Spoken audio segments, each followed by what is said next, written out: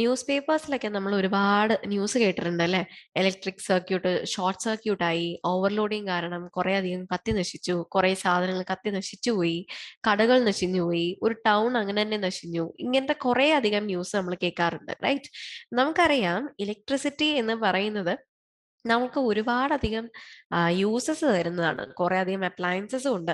ഇന്ന് നമ്മളുടെ കയ്യിലുള്ള ഒരു മൊബൈൽ ഫോൺ നമ്മൾ എടുത്താൽ പോലും പെട്ടെന്ന് ഒരു സുപ്രഭാതത്തിൽ വന്നിട്ട് മൊബൈൽ ഫോൺ ഇല്ലാണ്ട് ജീവിക്കാൻ പറയാം, അല്ലെങ്കിൽ ലാപ്ടോപ്പ് ഇല്ലാണ്ട് നമുക്ക് കുറെ കാര്യങ്ങളൊന്നും ഇപ്പൊ നമുക്ക് ചെയ്യാൻ സാധിക്കില്ല, റൈറ്റ്?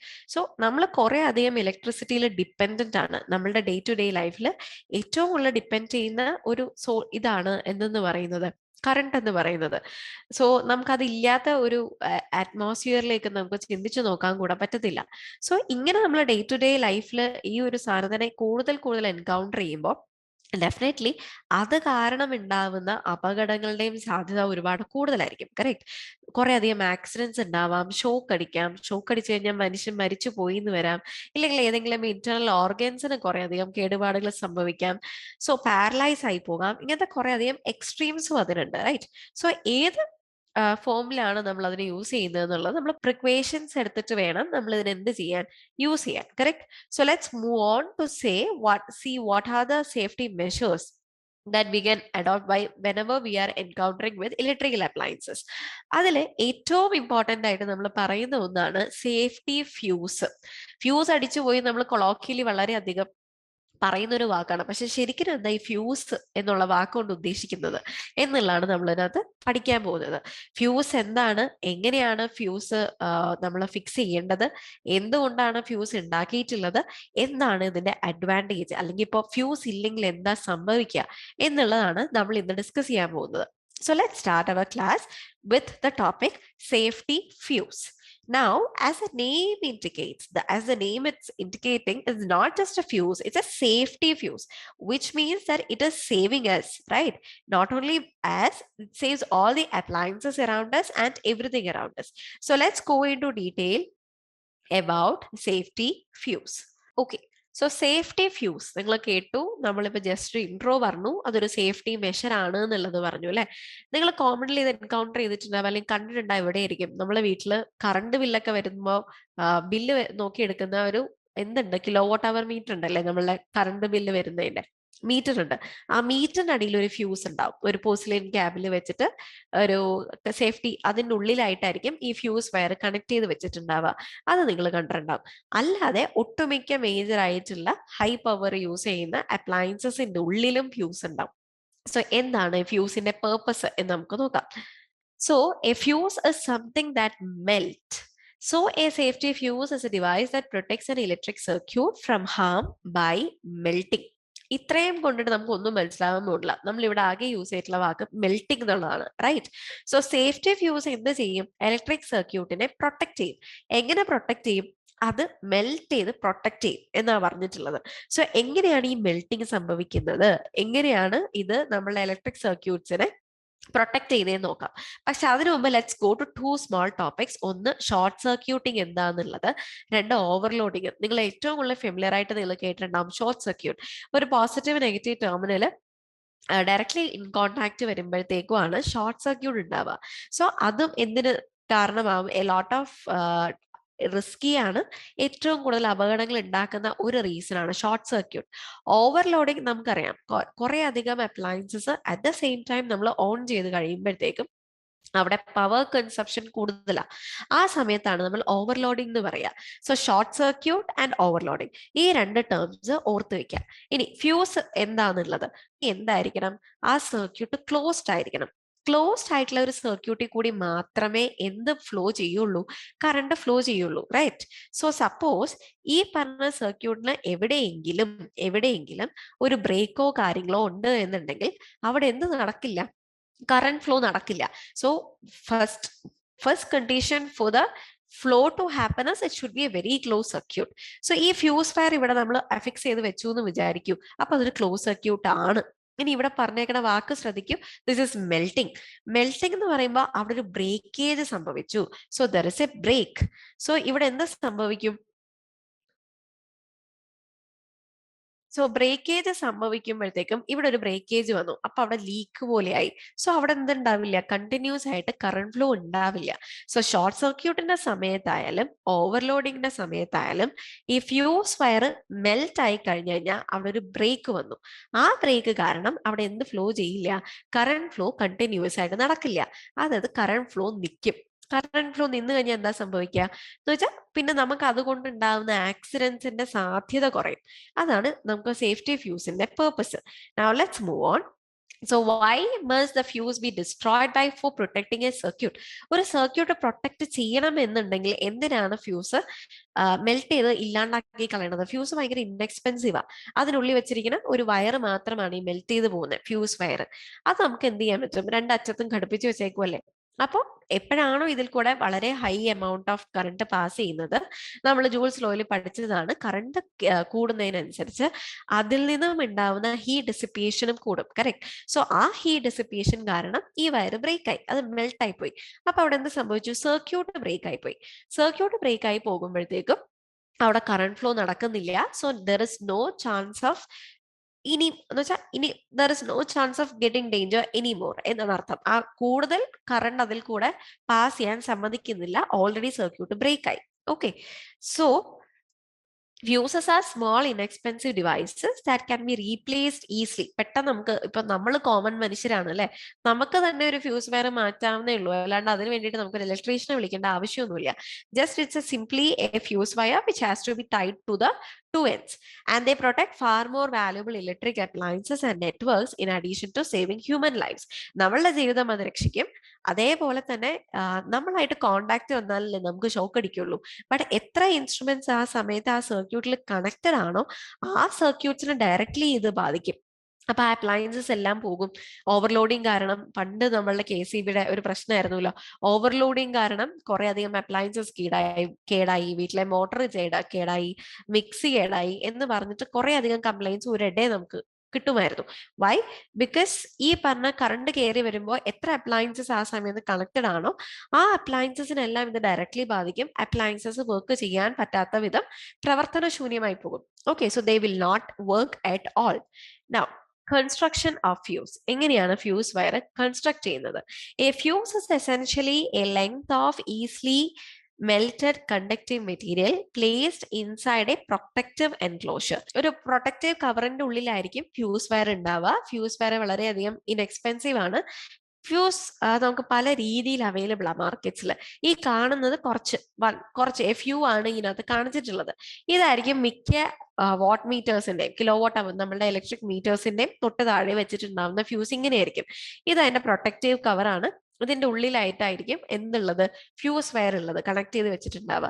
സെയിം വേ ഇതിനകത്ത് നോക്കി 2 ടെർമിനൽസ് ഉണ്ട്, അതിന്റെ ഇടയിലാണ് നമ്മൾ എന്ത് കണക്ട് ചെയ്ത് വെച്ചിട്ടുള്ളത്, ഫ്യൂസ് വയർ കണക്ട് ചെയ്ത് വെച്ചിട്ടുള്ളത്. സോ പല ഫോർമാറ്റില് പല രൂപത്തില് ഫ്യൂസ് അവൈലബിൾ ആണ്.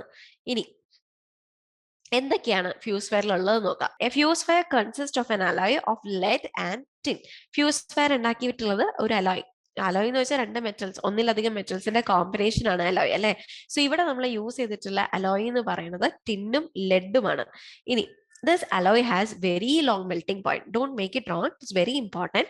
This has very low melting point. Low melting point എന്ന് വെച്ചാൽ എന്താ അർത്ഥം, പെട്ടെന്ന് അത് ഉരുകിപ്പോ, ചെറിയൊരു ടെമ്പറേച്ചർ മതി പെട്ടെന്ന് ഉരുകിപ്പോവും. നമ്മൾ ഐസ് കയ്യിലെടുത്ത് വെച്ച് കഴിഞ്ഞാൽ കയ്യിൽ ഇരിക്കെ തന്നെ ഐസ് ഉരുകി വെള്ളമായി പോവില്ലേ? Why? Because it's having a very low melting point. Correct. അതേപോലെ മറ്റു വസ്തുക്കൾ ഉരുകണം എന്നില്ല. സോ ഈ പറഞ്ഞ എന്തിന് നമ്മളുടെ ഫ്യൂസ് വയർ ആയിട്ട് യൂസ് ചെയ്യുന്ന ടിന്നും ലെഡും ആ ഒരു കോമ്പിനേഷൻ, ആ അലോയ്ക്ക് മെൽറ്റിംഗ് പോയിന്റ് വളരെയധികം കുറവാണ്. മെൽറ്റിംഗ് പോയിന്റ് കുറവാണെന്ന് പറയുമ്പോൾ ചെറിയൊരു ടെമ്പറേച്ചർ ഇൻക്രീസ് വന്നാൽ പോലും ആ വയർ അവിടെ മെൽറ്റ് ആകും. മെൽറ്റ് ആയി കഴിഞ്ഞ് സർക്യൂട്ട് ബ്രേക്ക് ആവും. അതാണ് അതിന്റെ ഏറ്റവും വലിയ important. What is the importance of fuse means what is the speciality of the fuse wire? Its melting point is very very very low. അതാണ് ഏറ്റവും ഇമ്പോർട്ടൻറ്റ് കാര്യം. Now, when current through the wire increases beyond a safe threshold, the electrical heating of the wire causes a fuse to melt, breaking the circuit. നമുക്കറിയാം ഒരു safe ആയിട്ടുള്ള current, താങ്ങാൻ പറ്റുന്ന current വരെ അത് മെൽറ്റ് ചെയ്യാതിരിക്കും. പക്ഷെ അതിന് പരിധിക്കപ്പുറത്തേക്ക് കറണ്ടിന്റെ വാല്യൂ റേസ് ചെയ്ത് കഴിഞ്ഞാൽ ജൂൾസിന്റെ ലോ അനുസരിച്ച് നമുക്കറിയാം ഹീറ്റ് ഡിസിപ്പിയേഷൻ കൂടും. കറക്റ്റ്. സോ ഹീറ്റ് കൂടുന്നതിനനുസരിച്ച് എന്ത് സംഭവിച്ചു, ഇതിന് മെൽറ്റിംഗ് പോയിന്റ് കുറവല്ലേ, സോ അത് എന്ത് സംഭവിക്കും, മെൽറ്റ് ചെയ്യും, സർക്യൂട്ട് ബ്രേക്ക് ആവും. So that's what is happening when we are connecting a fuse wire. So this protects the appliances and the human operator from damage and fire due to excessive current. കുറെ അധികം current സർക്യൂട്ടിൽ കൂടി കയറി വരുമ്പോൾ അപ്ലയൻസസിൽ ഉണ്ടാവണം, പെട്ടെന്ന് നമ്മൾ അത് പോയി തൊടുക എന്തെങ്കിലും, നമ്മളുടെ body, human body is a good conductor right. So നമ്മൾ അത് തമ്മിൽ കോണ്ടാക്ട് വരുമ്പോൾ നമുക്ക് ഷോക്ക് അടിക്കാനും നമ്മളുടെ ജീവനുള്ള റിസ്ക്കും അതെല്ലാം ഈ പറഞ്ഞ ഫ്യൂസ് ഉണ്ടെങ്കിൽ, സേഫ്റ്റി ഫ്യൂസ് ഉണ്ടെങ്കിൽ ഒരു പരിധി വരെ നമുക്ക് എന്ത് ചെയ്യാൻ പറ്റും, സേവ് ചെയ്യാൻ പറ്റും. Because whenever there is an excess amount of current coming up, according to Joule's law, heat is dissipated more and what will happen, the circuit will break. Why? Because the fuse wire is having a very low melting point, isn't it? The fuse wire is having a very low melting point, so it will melt it down and the circuit is broken. What happens when you don't use a fuse? What will happen? നമ്മൾ ഇത്രയും നേരം പറഞ്ഞു fuse ഉണ്ടെങ്കിൽ ഇങ്ങനെ സംഭവിക്കും, fuse ഇല്ലെങ്കിൽ എന്ത് സംഭവിക്കും. സപ്പോസ് അവിടെ ഭയങ്കര ഒരു ഹൈ എമൗണ്ട് ഓഫ് കറണ്ട് വരികയാണെങ്കിൽ കൂടെ അതിനെ പ്രൊട്ടക്ട് ചെയ്യാൻ നമുക്ക് പ്രത്യേകിച്ച് മാർഗമൊന്നുമില്ല. ആൻഡ് നമ്മൾ ചില സമയത്ത് കെയർലെസ് ആണ്, കറക്റ്റ്. ഇപ്പൊ ഈ ഒരു ഇമേജ് തന്നെ നിങ്ങൾ നോക്കിയേ, നമ്മൾ തട്ടിപ്പ് പരിപാടിക്ക് വേണ്ടിയിട്ട് ചെയ്തു വെച്ചേക്കണതാ, ഒരു എക്സ്റ്റൻഷൻ ബോർഡ് കണക്ട് ചെയ്തേക്കുന്ന രീതിയാണ് കണ്ടിട്ടുള്ളത്. എന്താ, രണ്ട് സൈഡിൽ നിന്നും ചപ്പൽ വെച്ച് കണക്ട് ചെയ്തു. ഇൻ കേസ് എന്തെങ്കിലും രീതിയിൽ ഒരു ലീക്കേജ് ഉണ്ടായി എന്ന് വെക്കുക, അല്ലെങ്കിൽ ഇത് റിസ്കി ആണ് അല്ലെ, കാര്യം വാട്ടർ ഒരു ഗുഡ് കണ്ടക്ടർ ആണ്. എന്തെങ്കിലും കാരണവശാൽ ഒരു ലീക്കേജ് ഉണ്ടായി കഴിഞ്ഞാൽ എന്ത് സംഭവിക്കും, കറണ്ട് എന്തിലേക്ക് ഫ്ലോ ചെയ്യും, വാട്ടറിലേക്ക് ഫ്ലോ ചെയ്യും, അപ്ലയൻസസിൽ കേടുപാട് സംഭവിക്കും. ആ വാട്ടറിനായിട്ട് കോണ്ടാക്ട് ചെയ്ത് എത്ര ലിവിങ് ഓർഗാനിസം ഉണ്ടോ അത്രയും ലിവിങ് ഓർഗാനിസംസും അവിടെ മരിച്ചു പോകും അല്ലെ. സോ അത് വളരെയധികം റിസ്ക് ആണ്. സോ നമ്മൾ ഡേ ടു ഡേ ലൈഫിൽ എൻകൗണ്ടർ ചെയ്യുന്ന ഈ ഒരു ഏറ്റവും ടെക്നിക്കലി നമ്മൾ ഭയങ്കര കെയർഫുൾ ആയിട്ട് ഹാൻഡിൽ ചെയ്യേണ്ട ഒന്നാണ് കറണ്ട്, ഇലക്ട്രിസിറ്റി. ഷോക്ക് അടിച്ചു മരിച്ചു എന്ന് തന്നെ എത്ര പ്രാവശ്യം നമ്മൾ കേട്ടിട്ടുണ്ട് റൈറ്റ്. സോ അതിന്റെ സാധ്യത കുറയ്ക്കാൻ ഏറ്റവും കൂടുതൽ യൂസ് ചെയ്യുന്ന ഒന്നാണ് സേഫ്റ്റി ഫ്യൂസ് എന്ന് പറയുന്നത്. So if we are not using the safety fuses, we are risking our electric life. We are actually risking our life. We risk electrical fires. തീപിടുത്തം ഉണ്ടാവാം, ഈ പറഞ്ഞ സ്പാർക്ക് കൊണ്ടോ കാര്യങ്ങളോ കൊണ്ടിട്ടോ തീപിടുത്തം ഉണ്ടാവാം, കുറെ അധികം ഡിസ്ട്രക്ഷൻസ് ഉണ്ടാവാം. We risk electrocution, we risk extensive and costly damage to our electrical appliances and networks. എത്ര വിലപിടിപ്പുള്ള സാധനമാണ്, എത്ര വാറണ്ടി ഉള്ള സാധനമാണെങ്കിലും അതിന്റെ കപ്പാസിറ്റിക്ക് അപ്പുറം നമ്മൾ കറണ്ട് കടത്തി വിടുകയാണ്, അല്ലെങ്കിൽ ഏതെങ്കിലും സാഹചര്യം കൊണ്ട് കറണ്ട് കയറി വരികയാണ് എന്നുണ്ടെങ്കിൽ ആ അപ്ലയൻസ് അപ്പാടെ നശിഞ്ഞാണ് പോവുക. നമുക്കതിനെ തിരിച്ച് പഴയ പടി കൊണ്ടുവരാ എന്നുള്ളത് വളരെയധികം ബുദ്ധിമുട്ടാണ്. So now let's see the metal used in fuse wire are very important now. Which are the metals used? Tin and lead. Now let's conclude what we have learned till now, which is quite important. നമ്മൾ discuss ചെയ്ത വളരെ ചെറിയൊരു topic ആ safety fuse എന്ന് പറയുന്നത്. So safety ഫ്യൂസിന്റെ പേര് indicate ചെയ്യണ പോലെ തന്നെ അതൊരു സേഫ്റ്റി മെഷർ ആണ്. എന്തിനു വേണ്ടിയിട്ടുള്ള സേഫ്റ്റി മെഷർ ആണ്? ഇലക്ട്രിക്കൽ അപ്ലയൻസസിനെയും അതുപോലെ തന്നെ കറണ്ട്, എക്സസ് കറണ്ട് കയറി വരുമ്പോൾ മനുഷ്യരെ മാത്രമല്ല എല്ലാ ലിവിങ് ക്രിയേച്ചേഴ്സിനും എന്ത് ചെയ്യാം, ഷോക്ക് അടിക്കാം റൈറ്റ്. സോ അതിൽ നിന്നും കുറെ അധികം സേവ് ചെയ്യുന്ന, ഒരു പരിധി വരെ നമ്മളെ സേവ് ചെയ്യാൻ ഹെൽപ്പ് ചെയ്യുന്ന ഒന്നാണ് സേഫ്റ്റി ഫ്യൂസ്. സോ എല്ലാ ഹൗസ് ഹോൾഡിലും ഫ്യൂസ് നിർബന്ധമായിട്ടും ഉണ്ടാവും. ഹൗസ് ഹോൾഡിൽ മാത്രമല്ല കേട്ടോ, കൊമേഴ്ഷ്യലിയും എല്ലാം ഉണ്ടാവും, ഇൻഡസ്ട്രിയലും. ബട്ട് നമ്മൾ ഈവൻ നമ്മൾ ഹൗസ് ഹോൾഡ് ചെക്ക് ചെയ്താലും definitely there is fuse. And if you are going to check each and every appliances also, each and mostly all the appliances will have a internal fuse inside it, which is എന്തെങ്കിലും കാരണവശാൽ അവിടെ കൂടെ എന്തെങ്കിലും കാരണവശാൽ excess ആയിട്ട് current കയറി വരികയാണ് എന്നുണ്ടെങ്കിൽ എന്ത് സംഭവിക്കും, ഈ ഫ്യൂസ് വയർ അവിടെ മെൽറ്റ് ആകും. മെൽറ്റ് ആയിട്ട് സർക്യൂട്ട് ബ്രേക്ക് ചെയ്യും. എന്തുകൊണ്ടാണ് ഫ്യൂസ് വയർ മെൽറ്റ് ആവുന്നത്? ഫ്യൂസ് വയർ മെൽറ്റ് ആവുന്നതിന്റെ റീസൺ എന്താ? അതിന്റെ മെൽറ്റിംഗ് പോയിന്റ് വളരെയധികം കുറവാണ്. കാര്യം യൂസ് ചെയ്തേക്കുന്ന അലോയ് ഏതൊക്കെയാ? ടിന്നും ലെഡുമാണ്. സോ ടിന്നും ലെഡും ആയതുകൊണ്ട് ഇതിന്റെ അലോയ്, ഇതിന്റെ മെൽറ്റിംഗ് പോയിന്റ് വളരെയധികം കുറവായിരിക്കും. Hence it will melt. എക്സാമിന് ക്വസ്റ്റ്യൻ ചോദിക്കാം, ഫ്യൂസ് വയർ ആയിട്ട് യൂസ് ചെയ്യുന്നത് ആക്ച്വലി എന്തുവാ? ടിന്നും ലെഡും ആണ്. ഈ കേസിന് പകരം നമുക്ക് നിക്രോം യൂസ് ചെയ്യാൻ സാധിക്കുമോ എന്നൊരു ക്വസ്റ്റ്യൻ വരാം.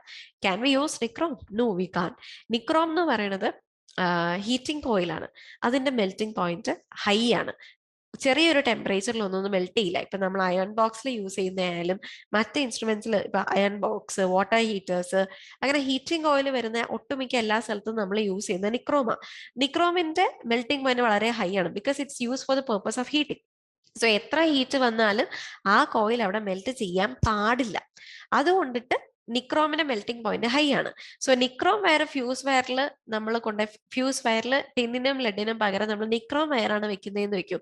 എന്തെങ്കിലും യൂസ് ഉണ്ടോ? ഇല്ല. കറണ്ട് കൂടി, ഹീറ്റ് ഡിസിപ്പേഷനും കൂടി, പക്ഷെ എന്ത് സംഭവിക്കില്ല? മെൽറ്റിംഗ് സംഭവിക്കില്ല. മെൽറ്റിംഗ് സംഭവിക്കാത്തിടത്തോളം കാലം സർക്യൂട്ട് ബ്രേക്ക് ആവില്ല. പിന്നെയും അതിൽ കൂടെ എക്സസ് കറണ്ട് പോയിക്കൊണ്ടേയിരിക്കും. And the damage cost will be very high. വളരെ വളരെ ഹൈ ആയിരിക്കും ഡാമേജ് എന്ന് പറയുന്നത്. സോ എപ്പോഴും ഫ്യൂസ് വയറിന്റെ മെൽറ്റിംഗ് പോയിന്റ് ലോ ആയിരിക്കണം. സോ അതിന് വേണ്ടിയിട്ടാണ് നമ്മൾ എന്ത് യൂസ് ചെയ്യുന്നത്? ടിന്നും ലെഡും ചേർന്നിട്ടുള്ള അലോയി ആണ് ഫ്യൂസ് വയേഴ്സിന് വേണ്ടി യൂസ് ചെയ്യുന്നത്. Thank you. That's it. Manorama Horizon. Learning made simple.